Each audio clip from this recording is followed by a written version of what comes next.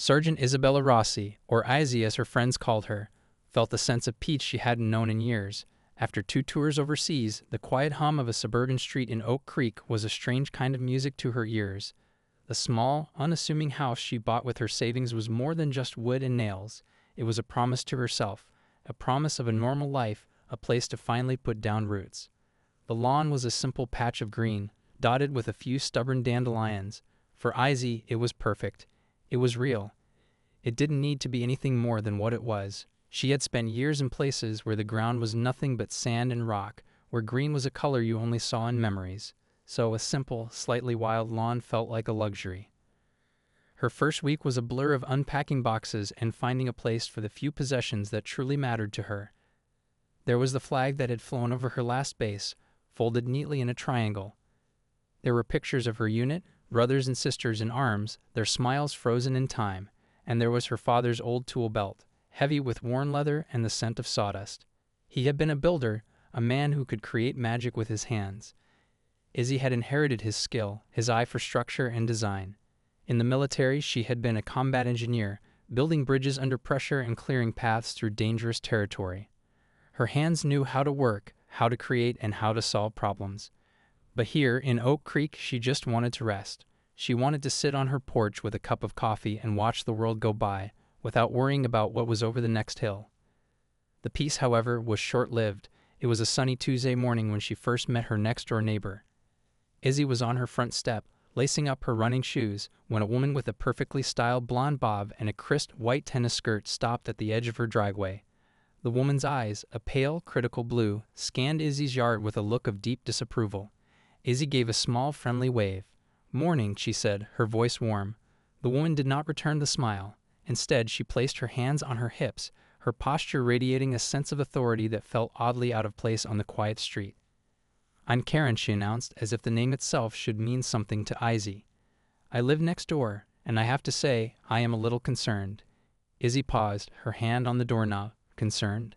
Is everything okay?" she asked, a flicker of worry running through her. In her world, concern usually meant something serious. Karen let out a short, sharp laugh that sounded like a bird's squawk. "Okay, honey, look at this place," she said, gesturing dramatically at Izzy's yard. "This isn't some backwoods cabin. This is Oak Creek. We have standards." Izzy looked at her lawn. It was a little long, maybe, but it was green and healthy. The dandelions added a splash of yellow. She didn't see a problem. "I'm sorry, I'm not sure I understand," Izzy said, keeping her tone even. She had dealt with commanding officers who were far more intimidating than this woman. Still, there was something about Karen's entitled attitude that set her teeth on edge. "The weeds," Karen said, pointing a perfectly manicured finger. "And the grass. It's uneven. It looks messy. It brings down the property value for the entire neighborhood." Izzy felt a slow burn of anger start in her chest. She had been in this house for less than a week. She had spent the last 5 years of her life serving her country, and now she was being lectured about dandelions. "I just moved in," Izzy explained, trying to be patient. "I haven't had much time for yard work yet. I've been unpacking." Karen sniffed, a sound of pure disdain. "Well, in Oak Creek, we make time for our properties. It's a matter of respect. For your neighbors and for yourself." She looked Izzy up and down, taking in her simple t-shirt and shorts. "You must be renting," she concluded, her tone dripping with condescension. The assumption stung more than Izzy expected. "No," she said, her voice a little firmer now. "I own this house." Karen's eyebrows shot up in surprise, and for a moment she seemed at a loss for words. But she recovered quickly. "Well, then you should know better. A homeowner has responsibilities. This yard needs to be cleaned up, immediately." Izzy took a deep breath, reminding herself of the discipline she had learned. Getting angry wouldn't solve anything. "I'll get to it when I can," she said, her voice polite but firm. "It was nice to meet you, Karen." She turned and went back inside, closing the door on the woman's disapproving glare. The encounter left a sour taste in her mouth. She had faced down real threats, dealt with life-and-death situations, but this petty complaint, this judgment from a stranger, felt like a different kind of battle. It was a battle for her peace, for her right to feel at home in her own space. As she stood in her living room, surrounded by half-unpacked boxes, Izzy had a feeling that this was only the beginning.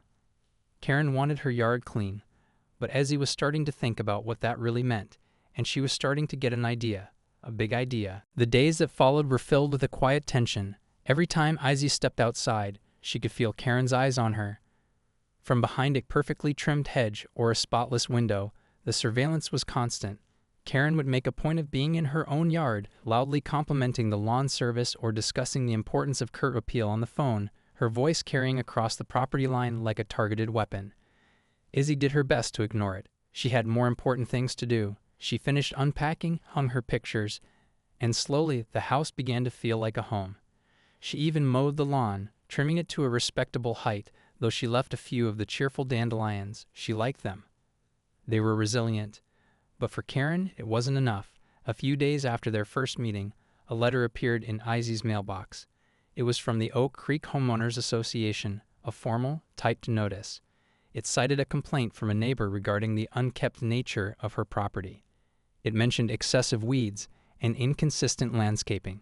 The letter was polite, but the message was clear: conform or face fines. Izzy read it over twice, a grim smile touching her lips. Karen wasn't just a busybody, she was organized. She knew how to use the system. Izzy had seen this kind of tactic before, on a different kind of battlefield. It was about wearing down your opponent, using rules and regulations as a way to control them. That evening, as he sat on her back porch, the HOA letter in her hand, and thought about her father. He had always told her, Isabella, if you're going to build something, build it to last. And build it with heart. He had never cared much for rules made by committees. He believed that a person's home was their kingdom, their sanctuary. He would have been furious about the letter, but he also would have seen it as a challenge, an opportunity. And as the sun set, casting long shadows across her simple yard, as he felt the spark of her father's defiant spirit, Karen and the HOA wanted a clean yard, a boring, uniform, perfectly manicured patch of green, just like every other house on the street. They wanted her to fall in line, but Izzy had never been good at falling in line. She was good at building things. She was good at turning obstacles into opportunities. The next morning, she went to the library and spent hours researching local building codes and HOA regulations. She read every line, every subsection, looking for loopholes, for possibilities. The rules were strict about things like fences, sheds, and the height of the grass. But they were surprisingly vague about other things. They said nothing about decorative structures, as long as they were under a certain height and didn't block a neighbor's view. They didn't specify what kind of plants were allowed, only that the yard must be well maintained. The words were subjective, and in that subjectivity, Izzy found her opening. She spent the rest of the week drawing. On large sheets of paper spread across her dining room table, a plan began to take shape. It was ambitious. It was bold. It was, she had to admit, a little crazy. But it was also brilliant. It was a way to give Karen exactly what she wanted, but in a way she would never expect. It was a way to build something with heart, something that would last. It was a way to turn her simple, dandelion-dotted yard into something no one in Oak Creek would ever forget. The plan involved stone, wood, and a lot of hard work. It would require all of her engineering skills, all of her strength, and a significant portion of her savings. But as she looked at the detailed drawings, she knew it would be worth it. On Saturday morning, a large flat truck rumbled down the quiet street and parked in front of Izzy's house. It was loaded with heavy gray stones of all shapes and sizes. Izzy was outside to meet it, dressed in steel-toed boots, cargo pants, and a tank top that showed off the toned, muscular arms of a soldier. She directed the driver with confident hand signals, her voice clear and authoritative. Neighbors peeked out of their windows, curious about the commotion. Karen appeared on her porch, her face a mask of suspicion. She watched as Izzy signed the delivery slip and then, with a strength that surprised everyone, began to unload the first of the heavy stones herself, rolling them into her front yard with a heavy-duty wheelbarrow. Karen marched over, her arms crossed tightly. "What is all this?" she demanded, her voice sharp. "You can't just turn your yard into a rock quarry. The HOA will have something to say about this." Izzy paused, wiping a bead of sweat from her forehead. She looked at the pile of stones, then at Karen, and a genuine, confident smile spread across her face. "Don't worry, Karen," she said, her voice full of a cheerful calm that seemed to infuriate the other woman even more. "I'm just doing some landscaping. You know, cleaning up the yard, just like you wanted." She then turned back to her work, leaving Karen sputtering in her wake. The battle for the yard had begun. But Izzy wasn't just fighting with rules and regulations anymore. She was fighting with stone and sweat, and a vision that only she could see. and she was going to win. The arrival of the stones was just the beginning. Over the next few weeks, Izzy's front yard was transformed into a construction zone. More trucks arrived, delivering bags of mortar, piles of sand, and long, sturdy timbers. The quiet hum of the neighborhood was replaced by the rhythmic scrape of a shovel, the sharp tap of a hammer, and the low growl of a cement mixer. Izzy worked from sunup to sundown, a solitary figure of intense focus and determination. She moved with an efficiency that was mesmerizing to watch. Every step was precise, every movement had a purpose. This was not the work of a hobbyist, this was the work of a professional. The neighbors were captivated. At first, they were just curious. They would watch from their windows or slow their cars as they drove by, trying to figure out what she was building. But as the days turned into weeks, their curiosity turned into a quiet respect. They saw the sheer physical effort, the sweat that dripped from her brow as she lifted heavy stones into place. They saw the skill in her hands as she mixed mortar to the perfect consistency and laid each stone with care. Mr. Henderson from across the street, a retired carpenter, would often come out and watch from his porch, a look of admiration on his face. He recognized a fellow builder when he saw one. Karen, however, was not impressed. Her initial suspicion had blossomed into full-blown outrage. She made daily calls to the HOA, her voice shrill with complaints. "It's an eyesore," she would shriek into the phone. "She's building some kind of bunker. There are piles of dirt and rocks everywhere. It's a mess. It's destroying the aesthetic of the neighborhood." The HOA, in turn, would send representatives. A man in a golf shirt and khaki shorts would show up, clipboard in hand, and approach Izzy with a hesitant look. Izzy would always greet him politely, her safety goggles pushed up on her forehead. She would show him her plans, her copy of the HOA regulations with the relevant sections highlighted, and explain exactly what she was doing. She was always calm, always professional, and she was always, to their frustration, within the rules. The structure she was building was unlike anything the neighborhood had ever seen. It started with a low, curving wall of stone, no higher than the 3 feet allowed by the regulations. But the wall was thick and solid, built with the kind of expert masonry you might see in an old European village.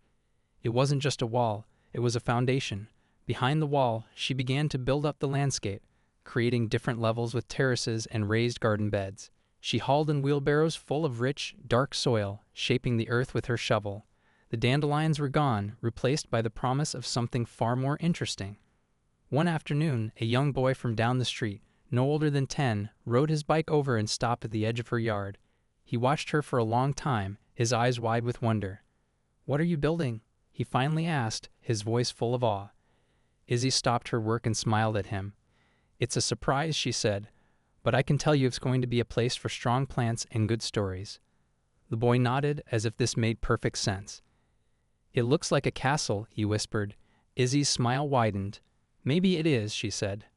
The boy's words spread through the neighborhood like wildfire. A castle. It was a ridiculous idea, but as the structure grew, it started to seem less ridiculous. The main wall now had small, square openings, like the crenellations on a fortress. She was building a small, round tower of stone in one corner, which she explained to the HOA was a decorative planter. She started framing a small, sturdy gate at the entrance to the walkway, using heavy, dark timbers. It did look like a castle. A miniature, beautiful, and utterly defiant castle, rising slowly from the middle of a suburban lawn. Karen was beside herself. A castle. It was a direct mockery of everything she stood for. It was a rejection of the neat, orderly world she had worked so hard to maintain. She saw it as a personal attack. She started taking pictures, documenting every stone, every bag of cement.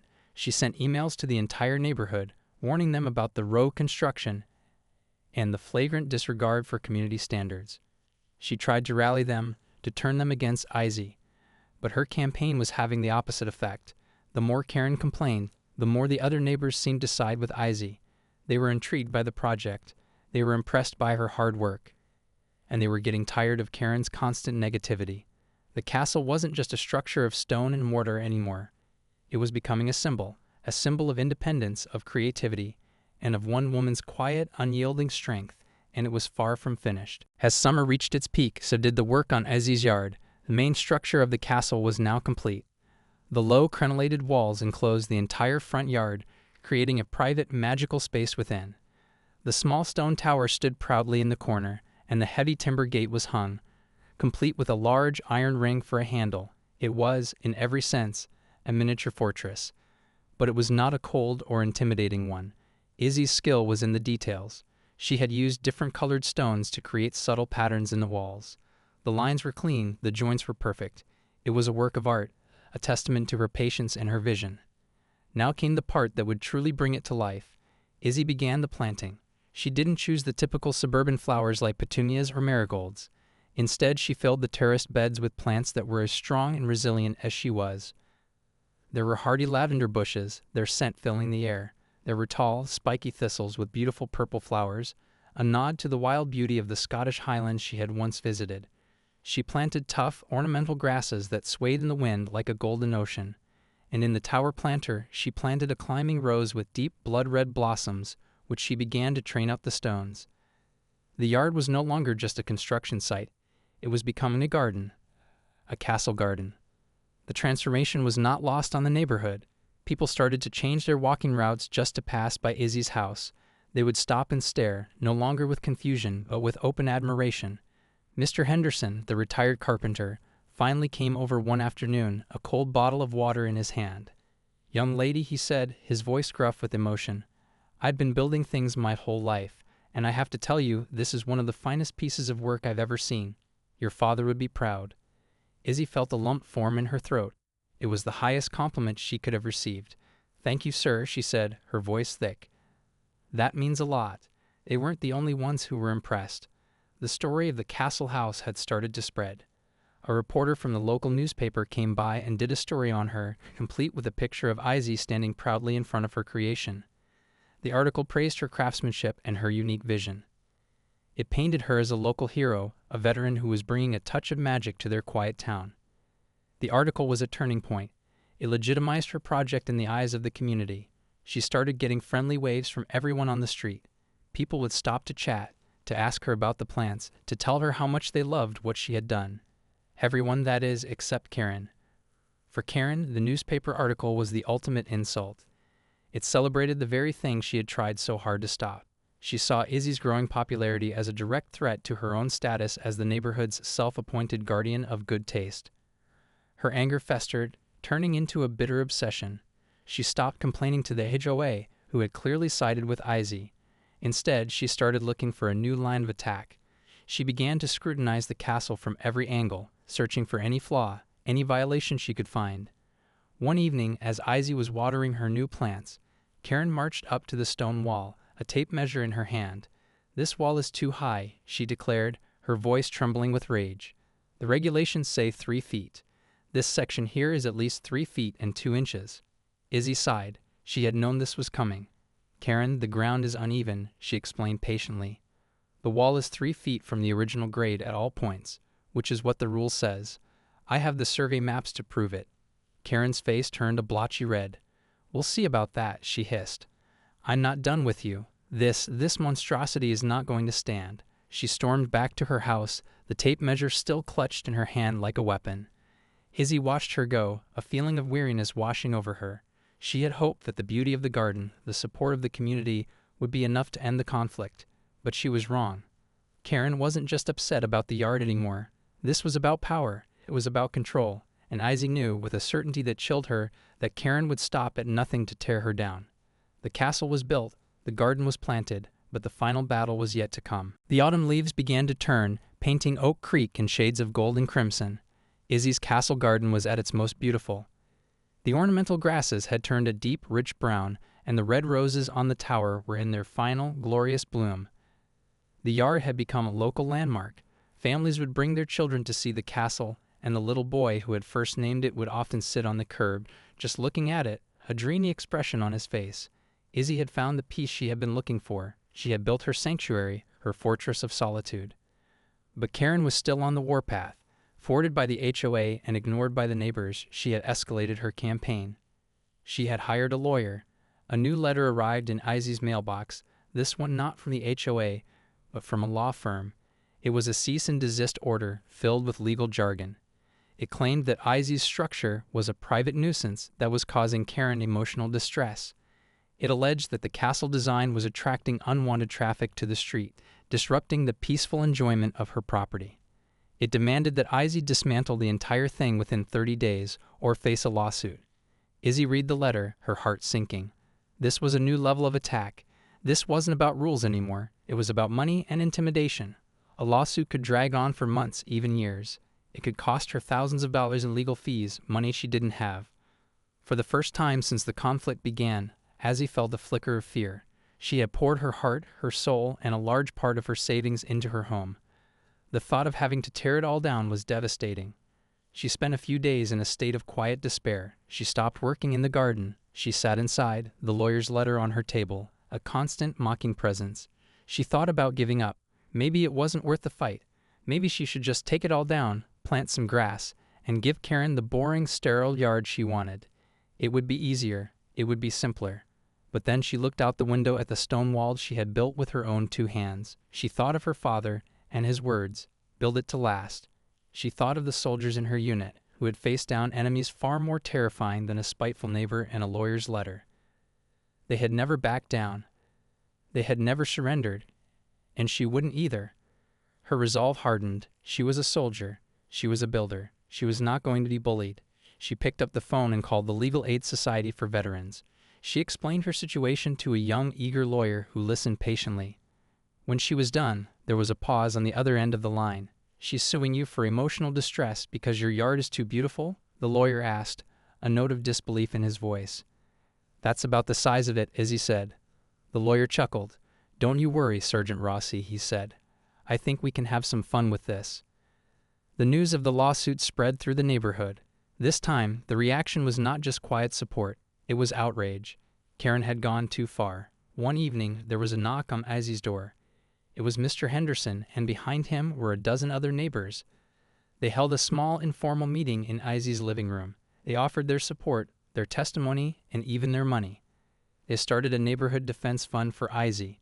Mrs. Gable, who lived 2 doors down, had started a petition in support of the castle garden, and it already had over 100 signatures. The community had rallied around her. They had seen her strength, her artistry, and her quiet dignity, and they were not going to let her fight alone. Karen's attempt to isolate and intimidate Izzy had backfired spectacularly. She had wanted to turn the neighborhood against the outsider, the strange woman who didn't conform. Instead, she had turned them against herself. She had revealed her own pettiness, her own bitterness. The lawsuit was still a threat, a dark cloud on the horizon. But Izzy no longer felt alone. She had an army at her back, an army of neighbors, of friends, of fellow citizens who believed in fairness and creativity and the right to build your own little castle in a world that often felt like it had none. The stage was set for a final confrontation.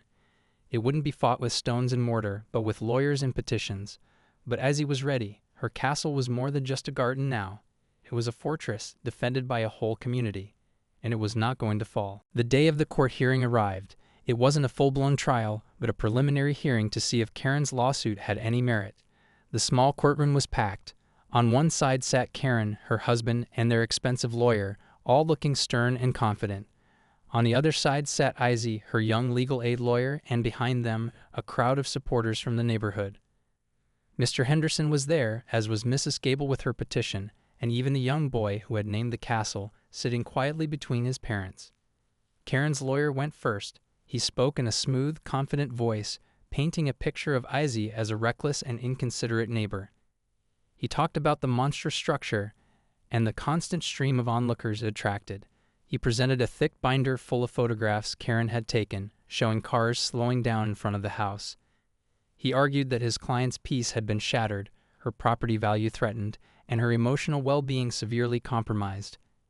He made it sound as if Izzy had built a noisy amusement park in her front yard instead of a beautiful garden. Then it was Izzy's lawyer's turn. He was young, but he was sharp. He calmly dismantled the other lawyers' arguments one by one. He presented the HOA regulations, showing that Izzy had followed every rule to the letter. He presented Mrs. Gable's petition, with its long list of signatures from neighbors who loved the castle garden. He called Mr. Henderson to the stand, who testified to Izzy's expert craftsmanship and her respectful conduct throughout the construction.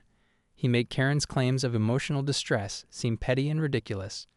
The judge, a woman with a no-nonsense expression, listened patiently to both sides. She looked through the photos, read the petition, and seemed to be growing increasingly annoyed with Karen's lawyer. Finally, she turned to Izzy. Ms. Rossi, she said, her voice firm. I've heard a lot about what your neighbors think of your yard. I've heard what this woman's lawyer thinks. Now I want to hear from you. Why did you build this castle? Izzy stood up. She wasn't nervous. She felt a strange sense of calm. She looked directly at the judge, her voice clear and steady. Your Honor, she began, when I bought my house, all I wanted was a little peace, a place to feel safe. I'm a combat engineer. For years, my job was to build things that would protect people. Bridges to get them to safety, fortifications to keep them from harm. Building is what I know. She paused, taking a breath. When my neighbor started complaining, telling me my yard wasn't good enough, that it had to be clean, it felt familiar. It felt like being told you don't belong, that you have to change to fit in. So I decided to build something. I built what I know how to build. A fortress. Not a fortress to keep people out, but a fortress to keep peace in. A place where things that are strong and beautiful and a little bit wild can grow. She then looked over at Karen. I'm sorry for her distress, she said, her voice softening. But my yard is not an attack on her. It's a tribute. It's a tribute to my father who taught me how to build. And it's a tribute to the men and women I served with. People who knew how to build beautiful, strong things in the middle of chaos. Then came the final, unexpected twist. Izzy's lawyer placed a final document on the judge's bench. Your Honor, he said, there's one more thing. What my client failed to mention is that her castle garden was also an official entry into the National Veterans Landscaping and Horticulture Competition. Last week, she was awarded the grand prize. The prize includes a significant cash award, which she has already pledged in its entirety to a charity that builds accessible homes for disabled veterans. A stunned silence fell over the courtroom. Karen's face went pale. Her lawyer looked as if he had been punched. The judge picked up the document, an award certificate, and read it. A slow smile spread across her face. She looked up, first at Karen, then at Izzy. Well, I'll be, she said. She then slammed her gavel down. Case dismissed, she announced, her voice booming. And congratulations, Sergeant Rossi. That is one heck of a yard. The courtroom erupted in applause. Izzy's neighbors rushed to congratulate her, hugging her and shaking her hand. Karen and her lawyer slipped out the side door, their faces a picture of utter defeat. The war was over. Izzy had won, not just in court, but in every way that mattered. She had stood her ground, stayed true to herself, and had turned an act of petty spite into something beautiful and generous. That evening, the entire neighborhood gathered in Izzy's front yard for a celebration. They brought food and drinks and strung up fairy lights around the stone walls. The castle glowed with a magical light. Izzy stood in the middle of it all, surrounded by friends, her heart full. She had found her peace. She had found her home. And she had learned that sometimes the best way to deal with a battlefield is to turn it into a garden. A beautiful, resilient, and award-winning castle garden.